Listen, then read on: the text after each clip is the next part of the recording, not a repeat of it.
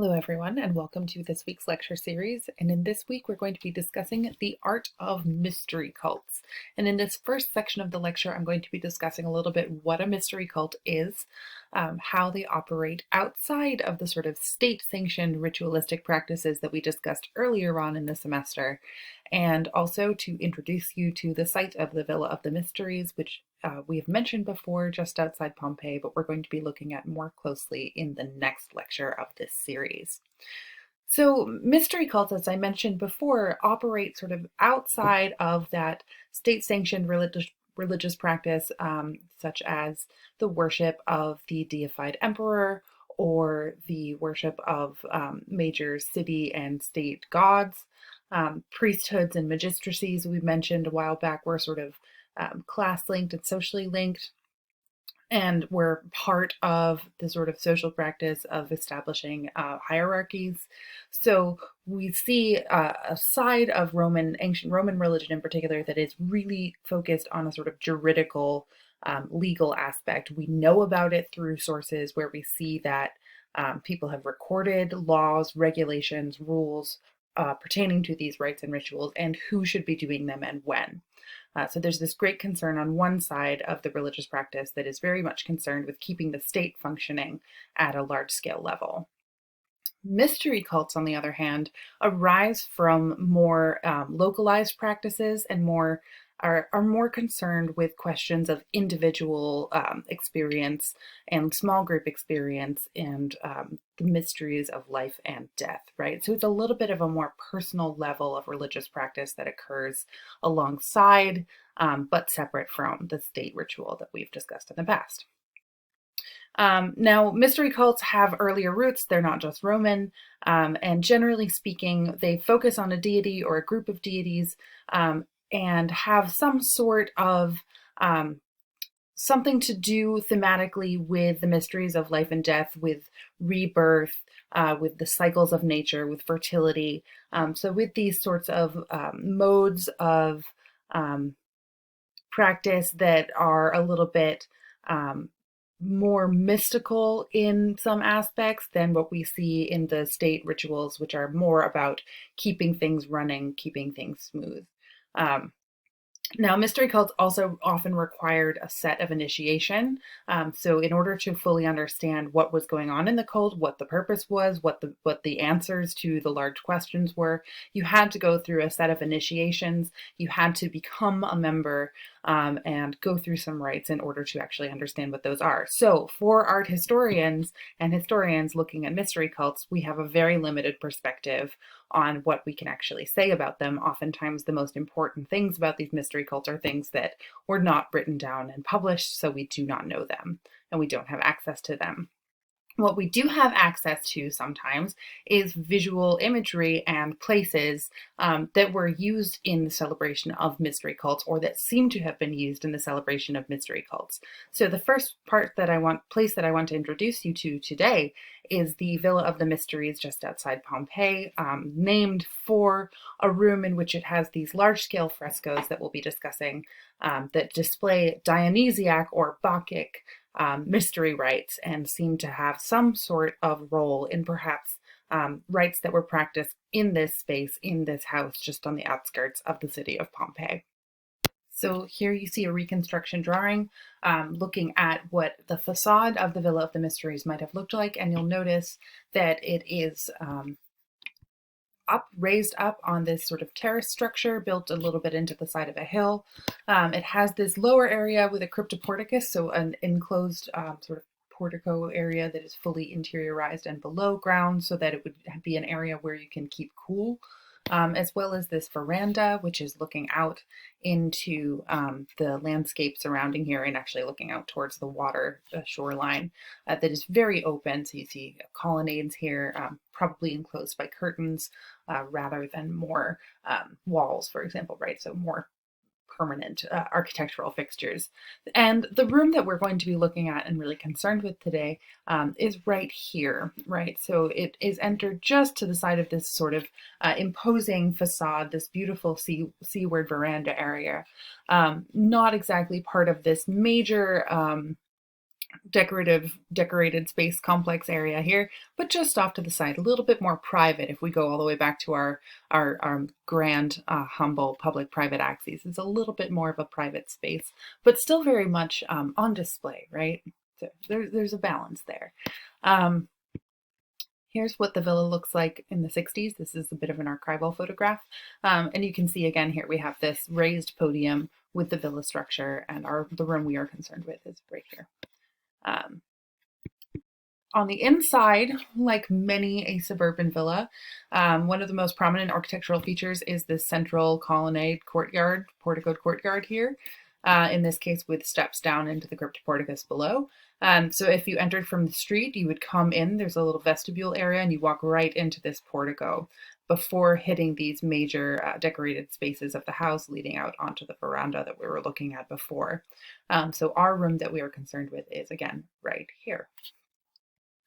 And that is, here's just a sampling of some other, this is very hard to see plan, other art from the space. It's a highly decorated villa. It was also involved in production, agricultural production. At the center of the atrium now, there's a little tree growing, which I think is cute, given what we learned about Atlantis before, and the tree growing within its walls. And finally, if we go through all these spaces, let me go back to the plan for a moment here. So if we walk through from the road into this central peristyle, in through the atrium, and then out towards this veranda, and finally we take a turn here to our left, and then we find our Villa of the Mysteries, the Room of the Mysteries, the most prominent and famous of the spaces in this structure. So that would be the route that you could take. So it's about as far as you can get from the actual roadside doorway of the house, right? The landside approach to the building. This requires you really to move through almost all of the public areas of the house before you arrive. And what you come up and see as you enter the room are extremely bright. This photo doesn't quite capture it, but some of the ones we will see later on will do so. There's extremely bright, saturated red colored walls with wall paintings depicting a number of human figures. There's 29 figures all around the side of the room, and they are only slightly less than life size. So this is a fresco technique which shows up in a select number of houses, especially in the area of the Bay of Naples, called megalographic wall painting or life-size wall painting. So it dates to the period of the second style. So we also see that they are within this trompe-l'oeil architectural space, an all-encompassing scheme that appears to enlarge the space of the room in which the viewer is standing. But there's this sort of additional level to that trompe-l'oeil where we have these human figures added in who are just about your size. They may be raised up on a platform, so they're actually somewhat taller than an actual human being would be. So this is one of the most famous examples of megalographic wall painting, and one reason is because of how expensive they must have been to purchase and have made. The bright red pigment that saturates the background for the entire scene is cinnabar red, which is one of the most expensive pigments that you could buy. It is a poisonous mineral pigment that comes out very beautifully, but is bad for the health of the people actually working with the substance.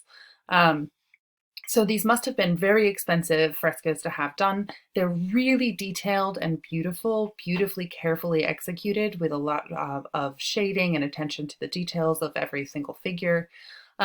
So they are very famous among the corpus of Roman wall paintings. And in our next section, we're going to be looking at them much more closely and spending a good deal of time with various individuals in this scene.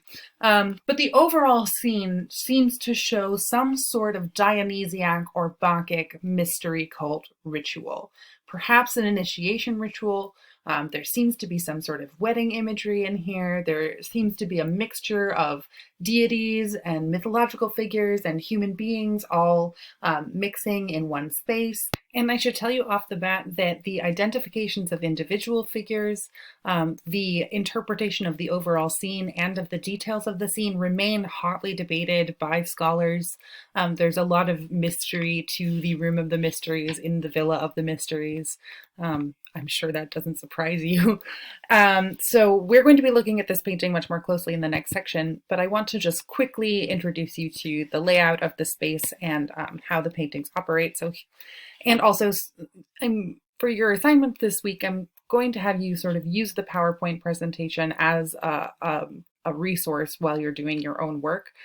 So this is a bit of a tour as well. So here I have a diagram with drawings so that you can see how these paintings are arrayed around the sides of the room, from the main doorway, the window, and then a door into a nearby cubiculum, a little bedroom next door. And then we have a larger version of this reconstruction drawing so that you can see it, see some of the details. So on the wall that is to your left if you walk in the main doorway, which is the north wall of the room, first person we see is this walking woman. We see a nude child reading from a scroll. We see a woman with her hand on his back, or her back. Gender of the child is up for debate. We see this figure here carrying a tray of items towards this group of women who are doing something with a basket and pouring a libation over here. We have this Silenus figure, an elderly satyr who is standing here playing a lyre. And then we have two young satyrs feeding goats right to his right. And then we see this young woman here, and she is looking rather shocked. Her garment is billowing out behind her as she throws her arm up in a gesture of shock, and she has her other hand out in a sort of gesture of revulsion towards whatever it is that she's seeing. And then we have the corner of the room, and then we have the east wall. And here we have another elderly Silenus figure holding up a bowl into which a young Silenus figure is looking, and behind him another young satyr figure. Behind him another young satyr figure is holding up a mask, a theatrical mask. Here in the very center of the most prominent wall of the room as you walk in is, of course, the god Dionysus, or Bacchus himself, in the lap of a mystery woman, and we'll be discussing this more in the next lecture. I'm just giving you a quick tour here. And then to the right here, we have two female figures who are partly missing from the wall, one of whom seems to be, again, rearing sort of back from what she is seeing, and another who is standing here a little bit more frontal. Kneeling in front of them is a third female figure who is unveiling something from a basket, right? So here we have her unveiling whatever is in this basket. And she then is right next to this winged woman who is nude to the waist, wearing boots, and it looks like a leather skirt, and she is holding up a whip behind her head as she looks towards the corner. And then in the next wall, as we move over to our south wall, we have another woman in the lap of another woman.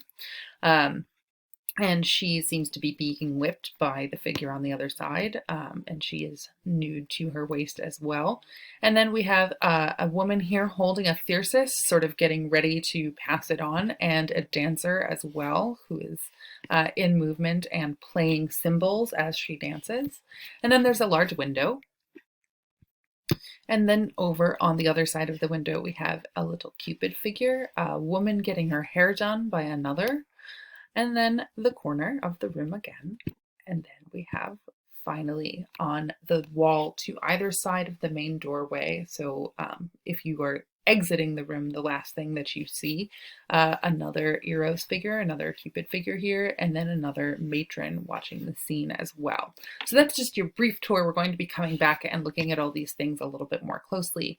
But what I want you to do right now, someday I want you to visit the 5/6 scale watercolor replica of these paintings in the Kelsey Museum of Archaeology in Ann Arbor. More immediately, I want you to locate the figure that I have assigned to you in this fresco on the additional slides in this PowerPoint. So when you go on Canvas and open up the PowerPoint, you'll see there's a lot of extra slides that are not in this video, and you have an assigned figure. So I want you just to write a 2 to 4 sentence description of the figure or pair of figures that I've assigned to you.